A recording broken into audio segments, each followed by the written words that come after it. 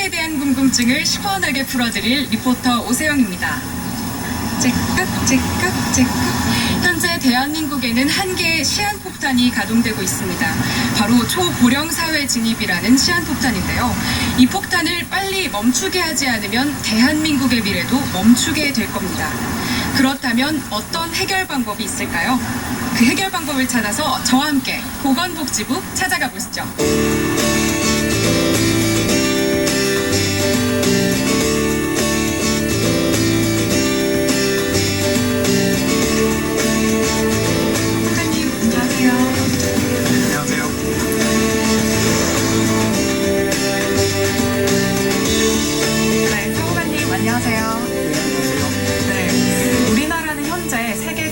출산율을 보이는 반면에 고령화 속도는 무척 빠르게 진행되는 걸로 알고 있습니다. 이런 저출산 고령화 문제는 왜 생기고 있고 현재 우리나라 상황은 어떤지 궁금합니다. 우리나라 같은 경우에 과거에는 굉장히 출산율이 높은 국가였다가 2005년도에 이제 출산율이 1점대로 떨어지면서 인구 쇼크에 처하게 됩니다. 그 뒤로 한 10여 년 이상 합계 출산율이 1.3명 미만인 초저출산 현상을 기록하게 되고 있고요. 그리고 또 한편으로는 기대 수명이 80세까지 증가되면서 이 두 개가 맞물리면서 굉장히 빠른 속도로 고령화가 진행되고 있습니다. 우리나라의 인구 구조 고령화 속도는 세계에서 가장 빠른 것으로 평가되고 있고요. 인구 고령화가 빠르게 진행되고 있는 것의 가장 큰 문제는 그 속도를 감당할 수 있을 정도로 우리 사회 시스템이 성숙될 수 있는 그런 여건이 아니기 때문에 인구 구조의 빠른 고령화는 우리 사회의 큰 위기라고 생각할 수 있습니다. 네, 한마디로 대한민국이 늙어간다고 할 수 있겠네요. 네, 사람도 나이가 들면 성인병과 같은 다양한 질병이 생기는 것처럼 나라도 마찬가지인 것 같습니다. 이런 저출산 고령화 문제로 인해서 사회 전반에 아주 다양한 문제들이 생길 것 같은데요. 어떤 문제점들이 있을까요? 가장 큰 문제는 생산 가능 인구가 감소하기 때문에 그로 인한 경제 성장이 정체되고 또 경제가 위기에 빠진다는 것이 이제 큰 문제로 지적될 수 있습니다. 특히 고령 인구가 늘어나면서 소비 지출이 줄어들게 되면서 경제 활력이 줄어드는 측면이 나타날 수 있고요.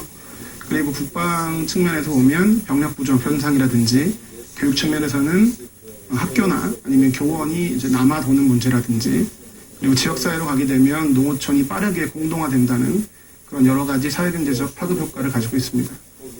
네, 대한민국의 미래가 조금은 암울하다는 생각이 들어 안타깝습니다. 하지만 이 저출산 고령화 문제가 왜 생기고 있고 또 어떤 문제점들이 발생할지 안다면 그에 대한 대비책 마련도 충분히 마련할 수 있을 것 같은데요. 희망찬 미래를 위해서 이 대비책 마련 어떤 것들이 있을까요? 저출산 고령 사회의 문제는 두 가지 측면에서 해결할 수 있다고 생각합니다. 첫 번째는 출산율을 반등시키는 것인데요. 거기에는 가장 중요한 것이 만원 추세에 대응하는 것이고 또 그 다음 문제는 일가정 양립을 통해서 취업 모델의 낮은 출산율을 끌어올리는 데 있습니다. 특히 만원 추세를 완화하기 위해서는 가장 중요한 것이 청년 일자리인데요. 이번 정부에서도 청년 일자리라든지 또는 국민행복주택을 통해서 신혼부부 주거를 지원한다든지 하는 것들을 통해 가지고 만원 추세들을 좀 완화시키기 위한 노력들을 계속해 나가고 있습니다. 또 한편으로는 이제 말씀드린 것과 같이 일가정 양립이 굉장히 중요한데요. 시간 선택제 일자리라든지 육아휴직이나 육아기 탄력 근로를 충분히 쓸 수 있도록 돕는 것들이 굉장히 중요합니다. 그 다음으로는 고령사회 대응인데요.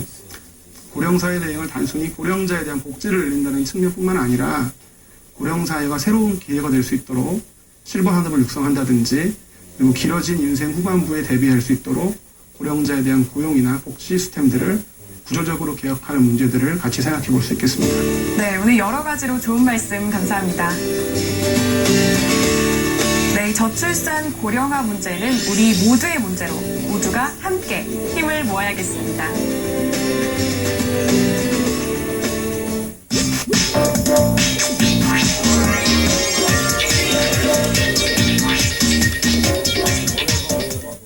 그러면 우리들의 그 살림살이를 국가 통계로 한번 어떻게 풀어볼 수 있는가를 생각해 보도록 하겠습니다. 우리가 국가 통계에는 이런 우리의 살림살이를 평균적인 어떤 지수, 수치로 그 요약해서 발표를 해주고 있습니다.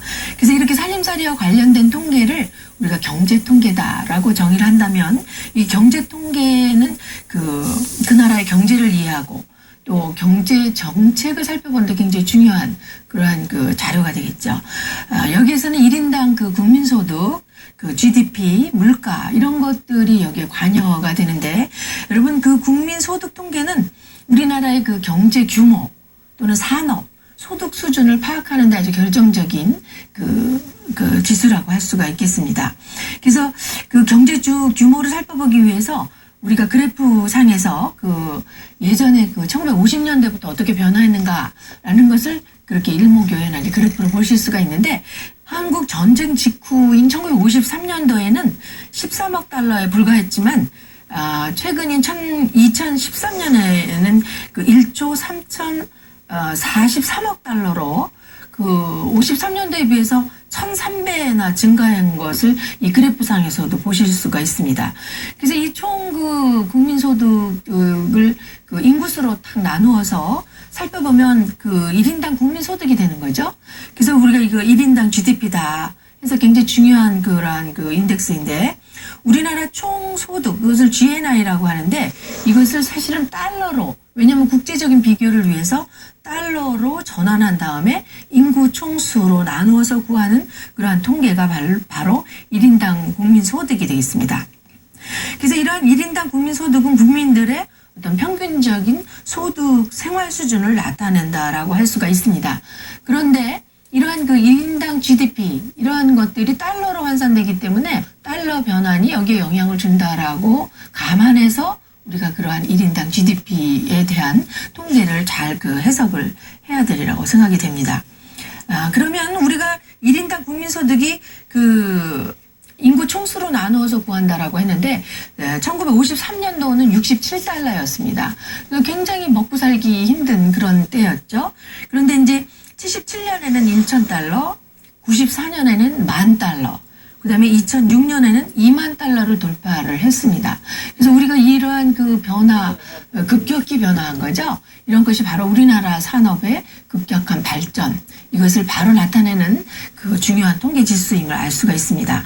그래서 이러한 그 빠른 성장률은 경제 성장률로 파악을 할 수 있는데 우리나라 경제 성장률이 이제 얼마나 변화했는가 그것을 레이스로 구했을 때 1980년도와 98년도는 특히 IMF였죠. 그때는 그 마이너스 성장률을 이루었고 그 외에는 전부 플러스 성장률이었고 전체를 우리가 평균 내면